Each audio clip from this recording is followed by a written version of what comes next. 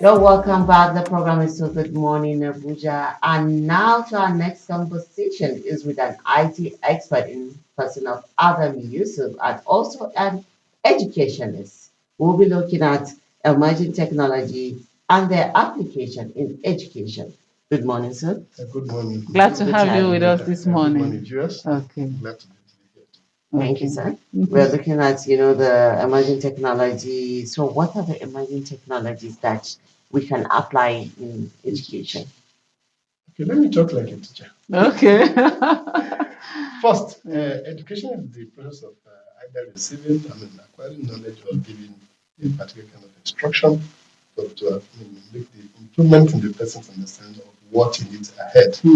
And technology itself is the application of scientific knowledge for practical purposes. Now, of course, education has come as old as humanity because we've been learning and transferring. We have formal education, informal education, and even non-formal education. But technology has made life easier today than what we had before, and so many of them are coming up, and they will hope that we won't be left behind as a nation, maybe because of some factors militating against the adoption of most of them. But among them, of course, most popular people don't think AI is a new, artificial intelligence is a new entrance. It's been around since the 1950s, 1970s. But then it's just really become more developed, and now that every one of us can make use of them. And it has made a very big leap in education that make life easier for both the learners and the teachers. For example, with the artificial intelligence, you now have where you can have personalized learning, where you have a learning platform that drive the learning based on your own learning pace and your learning pattern. You now have some such where they even introduced with added to some devices where you can have what you call the robotics that can now stand in place of a teacher and teach the classroom. Yeah. So, and we also have whereby you integrate it with what we call the virtual reality and allow a child to actually experience where he has not seen before. And this, I think, we hope that when we adopt them in our country, we're going to be better. I'll take an example. I remember when I was young, I actually grew up in the south. Whenever they talk about desert, I keep imagining how does desert look like. But if now I want to teach a child about desert, even if it's in Port Harcourt, with virtual reality, you can actually make him see and feel how it does actually look like. And that makes the learning more concrete in his head instead of being abstract. Because most of our education is actually we do abstract learning. That's why we don't really we can't put them to use to create words for ourselves. So the same thing also happens if you're teaching somebody in Kano or maybe in Sokoto teaching about rainforest. He doesn't travel to Port Harcourt to see rainforest. We use additional virtual reality to show him with the special Google, he look as if he's actually experiencing how the forest look like, how tall the trees are, the forests are. So these are the things that has actually make life easier now for education, for teachers and even for learners. Okay, very interesting response there. I'm talking to an educationist. Yeah, I feel like educationist. he's just drawing and giving us knowledge. Oh, we are here and we're learning a lot on this platform. So with all these emerging technologies, you would believe that the future is so promising. Exactly. Okay. Yes. Now the thing is, there's one thing I noticed recently. They keep saying where people around my population around out of the country go and work as for greener pasture. So meaning that we're having fewer and fewer capable hands. But with technology, you can actually multiply the use of these few ones that are left behind. Because with technology, somebody can actually lecture on two different institutions at the same time, using either holoporting technology or even using the the augmented reality and integrate with virtual reality together. A lecturer can be living in this university, and that class is going to another university, watching the same person. They can ask him as if he's actually with them. So with technology, we can make life easier.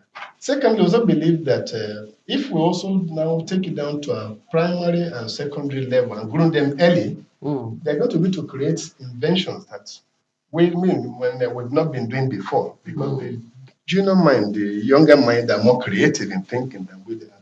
And we don't really expose them very early. And that's why we can make sure that education begin to integrate these technologies right from primary school, when the child's mind is still very open and very creative. We're going to achieve better. Aisha, with all of these promising technologies, my fear now is What would now happen to the lecturer teaching in class? What we are, what we used to know before. Yeah. Now that AI, artificial intelligence, has come to take over everything. Even the virtual learning, I Yes. find it difficult because I'm the kind of person that likes, seeing Physical, yeah, physical one-on-one, learning yeah. works better for me.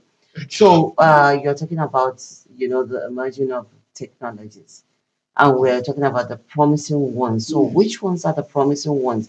You made mention of one that you said robotic. Mm. I know this is one of the few Yes. or many of them that, they're teaching these kids. Yeah.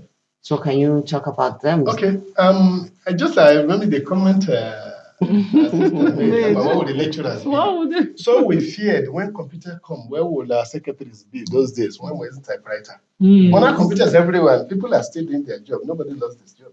Now, the teacher who refused to imbibe technology in his skills are those who will lose their job. Those who grow, who also acquire technology in their skills are going to remain useful. Now, in terms of robotics, of course, we want to be to train our children now how to use the robotics right from primary school. So that because in their own generation, a few years to come, they're going to work side by side with robots. And so they should be able to know how to interact with it. But it's not going to make anybody lose his job. Rather, those who are not creative, who refuse to unlearn and relearn the new technology are the ones that are going to be out of People job. like us are on to Yeah. Well, what to say that there are those who are migrants. Most of us are, what to call Slow migrants. digital No. migrants. We're digital migrants. But our children going behind are actually native to digital. That's why if you hand over your phone to a 2-year-old child, you don't show him how to use it. At all. But me as an adult, when I take any power, where is the start button? Yes. Where is the power button? You have to be They don't looking. ask. Okay. So this one is now leading us to talk about the benefits. The benefits are enormous. Yes. You've mentioned some, Yes. but we want you to, spell out in detail so we'll know more about this, the benefits of these emerging technologies. The benefits are enormous in the sense that now learning becomes easier. For example, there's something we call gamification. Of course, children like to play games. Yes. If we put the learning in the gaming system for them, it's going to be seamless. I want to ask somebody, I said, when your child watch cartoon, why does not forget the story? They will not But when you forget. attend the class, you forget the story. I said, because the cartoon was designed in line with the way he thinks as a child. Wow. And now, so with technology now, it's going to take care of the various version of learners. For example, some people are auditory learners. Some people are visual learners. Some people are kinesthetic learners. Some people are tactile learners. They want to feel, they want to physically see the thing. Like Aisha here, one that want to see. They want to touch. So now with technology, you can take care of all these people, and then they will all be able to learn at the same speed. Because by the time you are bringing the virtual reality, Yes. for example, thinking about desert, are you able to show him a picture of how desert look like? How you see sand dunes, breeze carrying dust, and all the rest. Then he will not forget when you talk about desert, he knows what to talk about. Sure. You can talk about rainforest tomorrow, a person who grew up in the desert area, and you show him the forest and he could see how animals are moving in the forest in the virtual reality form. Then he will never forget. So it's going to make them learn it better. Secondly, it increases their creativity because now you understand the knowledge deeper, you'll be able to make sense out of it and what to put it to use. So these are the things that are going to make it better. And we hope that the challenge I think we're going to really face is Before we move into that question, Yeah, let's go on a short break yes. and then we continue with this interesting class, as if you said. Okay. Well, we've been talking about the emerging of technology and how we can apply it in our education. We'll go on a short break, and when we come back, Adam Yusuf will continue with this class.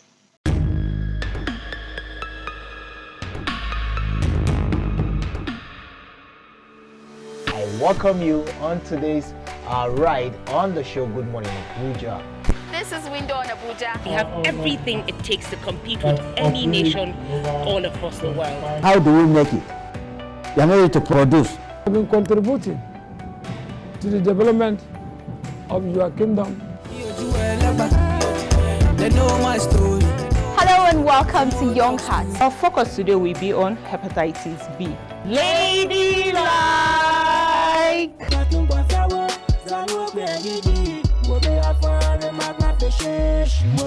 This is Entertainment Gist.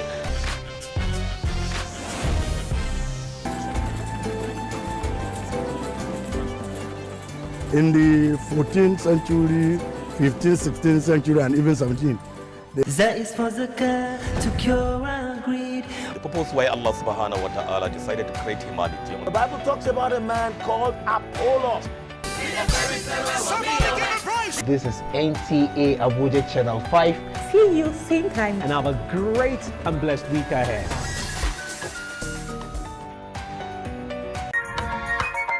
Welcome back. We're back with our class. As we said earlier on, we'll continue with Adam Yusuf, an IT expert, and talking about the emerging of technology and how we can apply it. So, talking about the challenges. What are the barriers? What are the challenges? Well, to all there are two key problems that, if they are addressed, they're going to make life easier. First, our higher institutions are producing teachers who are technically savvy.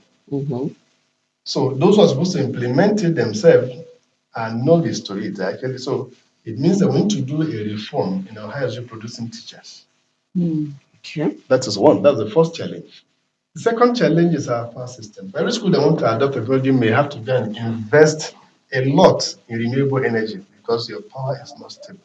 And these are dependent on power. These are major challenges. But if those challenges are removed, then the last one that will come in is also the cost. The cost of this dwindling value of naira, if you want to bring any of those things, but they're not manufactured locally here. When you translate the value in dollar to naira, it becomes looking a huge investment for an average school. But for government school, the government has resources, they should to adopt it. Of course, they already have larger numbers of students. If they bring it in, I think the area will be better in the near future.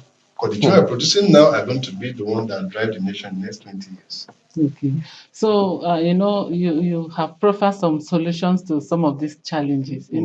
Now we are talking about these challenges and we need to know more about the solution because the technologies they are here with us already. Yes. Like you made mention that our children, Yes. if we can inculcate a lot of things into their early stage, Yes. they will grow with it and life will be easy. Yes. Some of us that were growing out of age already, you carry your phone, you'll be looking, straining your eyes, How can we really, really provide solution to some of these challenges that you have mentioned? Well, it takes a leadership will. For example, what's wrong in our power sector? We are leader to solve that issue, solve that problem for us. What's happened to our naira? Why is it always falling like a free fall? Find solution to that. This will become affordable. Because when I was in primary school, when I'm going to school, my mom will give me 3 covers my lunch. Aisha, do you know cover? All right. I was there with covered. But now, when a child is going to school, I give him 300 naira, he's going to buy only sweet, he can't buy bread. I'm not doing food. You're going to buy biscuits, not bread. So it tells us that the cost of education has become so high, and our earning power has not actually also multiplied. How do we cope? So we're going to have more of out of school children. And those who are even going will not be able to afford what we're talking about. And those are challenges that if the leadership want to address those areas and people can afford it, we're not saying give school to people free of charge. If you can afford school, why won't I pay for it? But when I can't afford it, my earning power has not increased, but expenditure has multiplied. It means that to take care of my kids, I need to do more. And these are the things that we felt that it's a political decision they could take to assist that. Secondly, the curriculum need to be reviewed, particularly for those courses I should do. Those are going to be teachers, should not be the people that have the least score in JAMB. No. Those to be teachers, usually education has the least score in JAMB. You want to read men, they say 300. Want to education if you score 180. And these are the ones that produce all the others, profession. So these are in Switzerland, if you don't have a first class, you can't be a teacher. That is how it should be. That's how it should be. So you give the best. So going forward, we need your advice finally before we let you go. Okay. Well, advice that as parents too, parents have role to play. They need to actually support their children by guiding them because they also we live in a distracted generation. They're very distracted. They might take technology instead of using it for constructive learning. They will go into negative learning. So they will need parental guidance, and then the school too should advise what best they should adopt for the age of every child, the age appropriate technology for the level of education the child is learning. And when that is done, I think the future is very bright. Wow. Thank you so much, so much, sir. for your Thank you so time with much. us on the program this morning. We do really appreciate it. Yes, we have been talking with an IT expert and also educationist, Adam Yusuf, and we talked about emerging technologies and how we can apply it to our education system. And he has talked to us a lot. You know, as a nation, we have to invest in our technology, and our children that are going to be the future generation, we should also invest in them as well.